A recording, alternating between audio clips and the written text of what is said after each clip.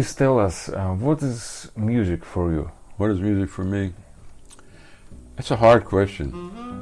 So music to me is communication. Verbal communication is a limit. When you play, you can express everything. You can express love, hate, anger, fear, everything. So music to me is a way to ultimately express myself. When I'm not playing, I get a little strange. I realize that I'm not letting stuff out, keeping it too much in, and it affects my whole equilibrium. So playing is a form of life. Playing is it's like a existential philosophical thing. You're never a saxophone player, you're never a jazz musician, you're never anything. You're in the process of becoming. So that if you're 20 or you're 80, it's the same thing. You're in the process of developing. Like basically you're a composer when you're playing. I think it's great when you combine everything. Like when I was young and I'd go to listen to Sonny Rollins, I heard him many times, and he could play like long solos. But they were beautiful because sometimes he played a lot of notes, most of the time he didn't. He played, melodies. He used, which I realized were compositional techniques. He'd play a phrase and then maybe 2 choruses later, the phrase comes back. Since jazz is a social art, you have to play with guys or people that understand that.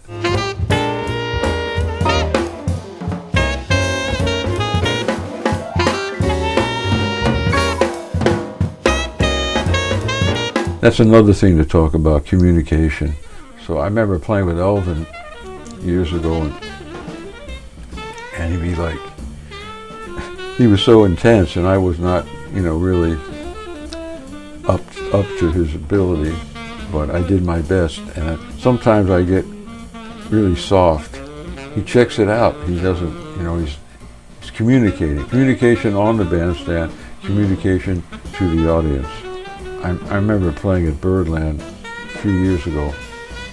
And I played an introduction to a ballad, and I ended on a tenor middle D, concert C. And I tried to put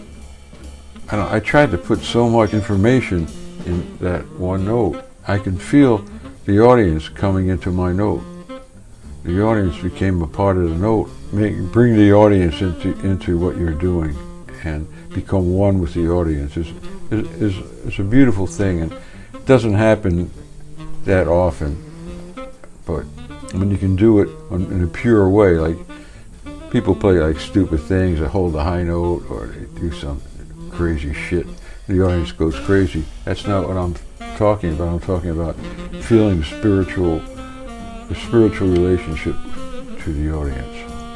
How many minutes every day Practice?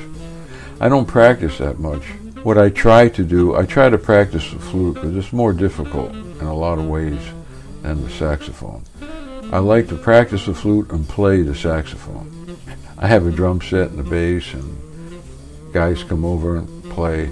Some guys are better than others, but it's the physicality of playing with other people, it's important. Basically, I try to get my sound to be acceptable to myself. If my sound feels okay to me, then I can play. If it doesn't, it's very difficult for me. Then, it becomes a technical thing. The time that I do practice, I spend mostly on trying to get my sound happening. I have people come over and, maybe take a lesson or talk about sound. First thing is, you have to learn how to breathe properly. I'm dependent on this kind of support from here, not here. Open the throat. I suggest trying to play without a strap. It forces you to open your throat and hold your head up a little bit, and then the sound gets quite open. It's difficult technically, but it creates a proper position to play. Listen to the guys with great sounds. It's important. There's nothing you can do that's going to impress anybody now with how many notes you can play.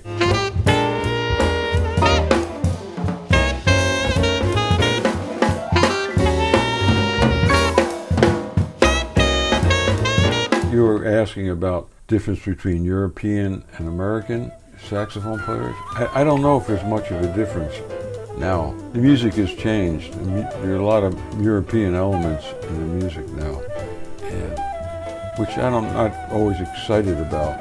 You have guys in America sound like Europeans, and Europeans, a lot of people playing like closer to American new mainstream, you know, more traditional and more bebop and whatever. Some prominent saxophone player was doing a class and he asked, "What is your harmonic concept?" And I realized I don't have a harmonic concept. When I was younger, I thought about things like you know, organizing things, but I wouldn't call it a harmonic concept. So I said, I don't have a harmonic concept. I try to have a melodic concept. I don't always succeed, but I try to connect phrases. So if I play a phrase, I want to connect to the next phrase, not just random phrases or patterns. It's like Lester Young, you know, where's the story? You know, try to tell the story. And it's very difficult to tell the story. And sometimes you force yourself not to play a lot of notes, even though you can. And it's a discipline. Another thing I just thought about for young players or any player or old players, try to finish the note. Try to have enough air so when you end the phrase, you can put the nuance. When you play and you finish the note, all the great players had a beautiful nuance, and that's how you recognize people, and that's your signature. So pay attention to how you end the notes. And Coleman Hawkins said, listen to yourself when you play. And it sounds simple, but you know, it's not just moving your fingers. It's listen to every note you play, and because you're the first audience. We will try to play, to practice, and your advice and your recommend for us, it's amazing. Thank you so much. Thank you for this time.